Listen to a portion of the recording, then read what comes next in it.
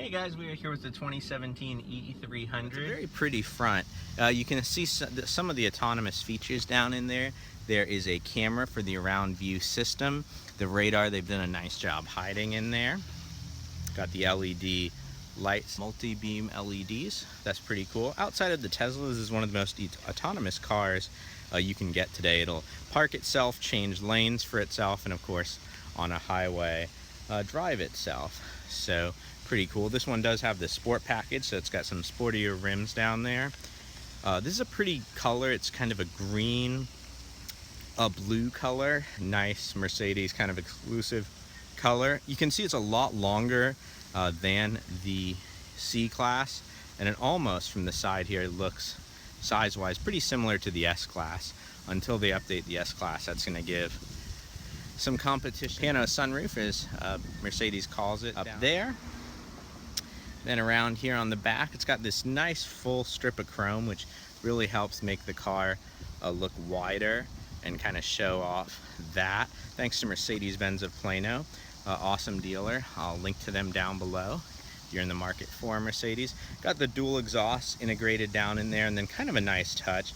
It's got sort of a diffuser and then this chrome piece around, which really is elegant. And really also got the sunshade back there, so because this is actually a car where it would be as fun to be a passenger as it would to drive of the car. So you can see they've left room for a much larger engine for the AMG variants of this car. This engine pulls nicely. It gives you good tug around town. Could definitely use a little more power just because of the weight of this car, however. Wish it did have the diamond grill bits in there, as a lot of Mercedes now are. That's kind of a missed opportunity, I feel like. But the design of the LEDs here is just absolutely gorgeous. The key is brand new, definitely more modern, and just a little bit nicer, a step ahead of even some of the other 2017 Mercedes keys. Same functionality, power trunk opener and closer.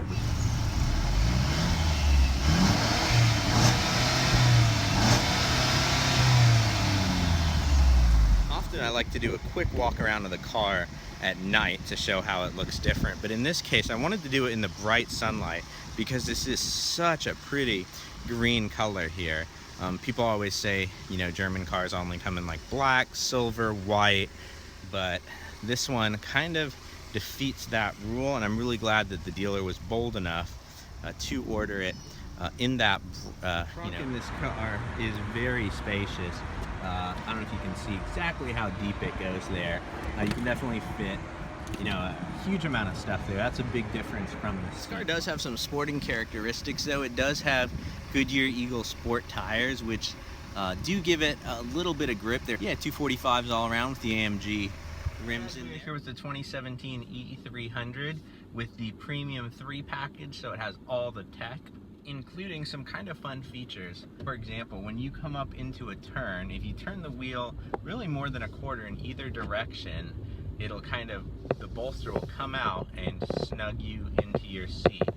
If you're turning left, the right bolster will do that because you naturally would lean that way. So that is really pretty cool, and it's actually functional as well. Getting to the drive part of the review now. So this has the same engine as the C300 Coupe I reviewed. I'll post to that at the end. The engine feels a lot more relaxed and reserved in this car. It's definitely tuned through the transmission for more of a luxury feel. Even when you put the car in Sport or Sport Plus, it doesn't lurch quite the same way. Oh, there goes those bolsters again. Honey, what do you think of the bolsters, honey? I can't really feel them. Oh, why can't you feel them? Too small. You could try to put your hand in there so you at least feel it on your hand. Now I wonder if somewhere, no, there's no like lumbar. Really, there's no lumbar adjustment in the car. That's kind of. So the dashboard just goes all the way across. It starts with this beautiful wood here, which has a great pattern in it. You get the Burmaster surround system, of course, and there's the right drive feature. The passengers just love. Do you think your seat's too far forward? I hate you. Or too far back? I hate you. It's like fun. It's like a roller coaster ride. Absolutely hate you. So much like the S-Class, this has a right button on the driver's door that adjusts the passenger's seat. So if your passenger's ever wondering, how do I work a seat? You can do that. This one has the P3 package, which is about as good technologically as it gets, except it doesn't have the all-digital screen here in the middle. And then this is the display here. It does have a really high-definition color screen, and then, of course, the 12-inch screen down there. Outside of a Tesla, it's probably one of the bigger screens out there at 12 inches. So it's bigger than an iPad, bigger than really anything else out there, and it even has the owner's manual built right in like the other Mercedes, but on this screen you'd actually probably want to read it. Then it's got the high black gloss finish here, which you can see that picks up a lot more fingerprints than this wood does. So although that's a nice contrast, not sure how nice that is long term. I like the 4 vents across versus 3 in the C-Class. It gives it more of an elegant shape, and then extends right around there onto the passenger lighter. For those who smoke, this is a pretty classy way of doing it. You put this in the cup holder, and it's a nice little ashtray for you. So if you do smoke in the car, they give you that. If not, you just pull it out, and it's got track pads on here, so it's touch sensitive here. So it's kind of like a computer. Is it necessary? Absolutely not. But is it a cool feature? That's futuristic. It definitely is. And then it has another trackpad over here, which adjusts all the options on that screen. So I don't know if I like this trackpad feature though. I like the tactile feedback from the button. Like, it works well, but it's not like super precise. Yeah. Like, if you're doing multiple things, you can't just like be like, okay, I'm gonna go like up one, or I need to go here. You have to really pay attention to what you're doing. Although not having to go down to the controller here and being able to control the center screen, that from the wheel, that is actually pretty nice. That I do appreciate. So you can just go in just and that extra bonus. Yeah. So you can keep your hand on the wheel while your eyes are clearly off the road. It's very similar to most Mercedes. It's got the kind of split feel here. It's very squishy, the leather on there, which is squishy. Especially down here, extra squishy. Nice. And then it's got the perforated here on the side, so you can feel the difference. Little chrome inserts there. Heated and, of course, cooled seats. First for Mercedes, they're kind of going to the more frameless mirror design here, which is a little thing, but it looks really, really nice. My camera assistant found a cool feature of the visors as well. I hadn't thought about. So you have the 2 visors. If you're going on the curvy roads, you don't have to keep flipping your visor forward and back. You just keep it up and drive, and don't worry about the sun. Literally how hot your engine is, how your battery's doing, all of that good stuff there. So right now I have 25 foot-pounds of torque available, but on the low end, there goes the horsepower up.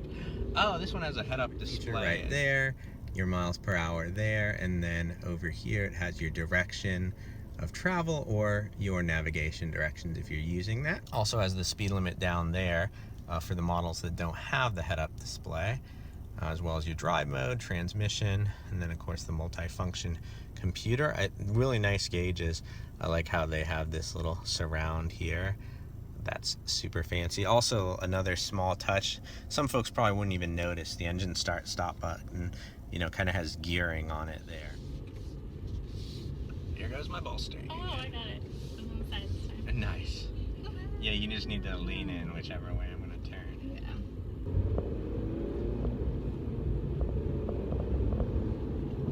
Yeah. It blinks to tell you the speed limit. I got up a little bit higher than the speed limit there, and it starts flashing how low the speed limit you're supposed to be going, but clearly are not going is. So that's a cool feature. Without the acceleration. Not bad though. I mean, it got up to about 50 there. Not too much trouble.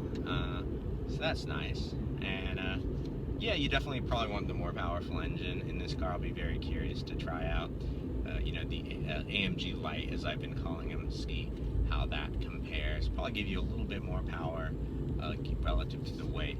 This one actually has the newer Mercedes transmission, the 9-speed, which was a little too early to get in my car. I had the 7G Plus. This is the 9 Jeez. What do you think of the car so far? I like it. It's nice, it's smooth, it's really pretty inside. Yeah, the interior of this is as nice as I thought the current C-Class was, and as close as it was to the S-Class. This car may have actually beaten the S-Class in terms of interior, at least the current generation one. Turns here, we found this nice curvy road without those bolsters and those sport tires.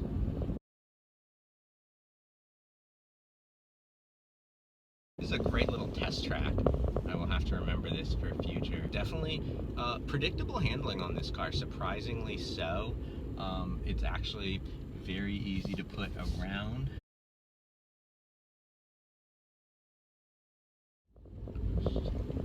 You having trouble keeping it straight because of all the turns? Well, no, because the thing keeps like moving, bouncing it. Gotcha.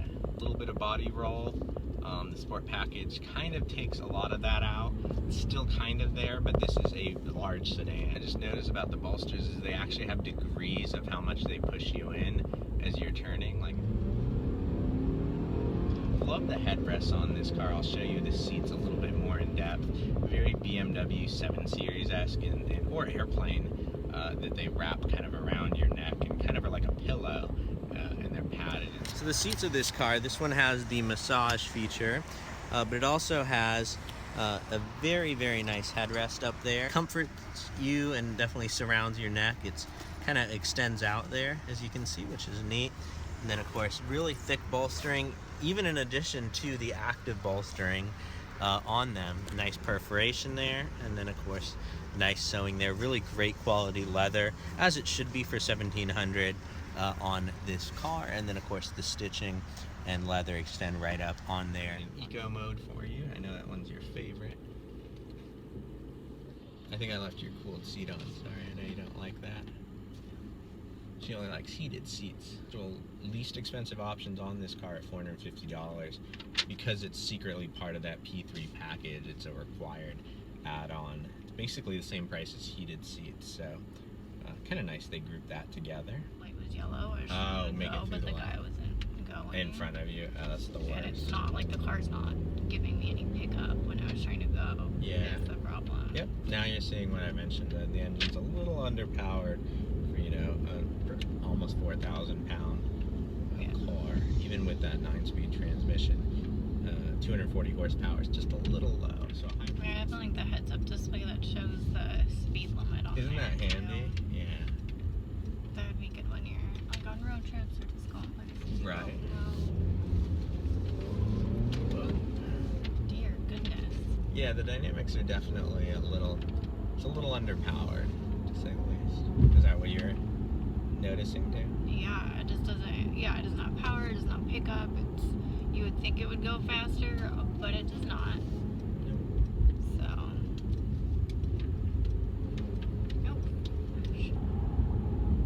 Doesn't have like power from the, like when you pick up it doesn't give you power, right? And then all of a sudden it like puts the power in like once you don't need it. You may want to update that on the 2018, give it that little bit more power.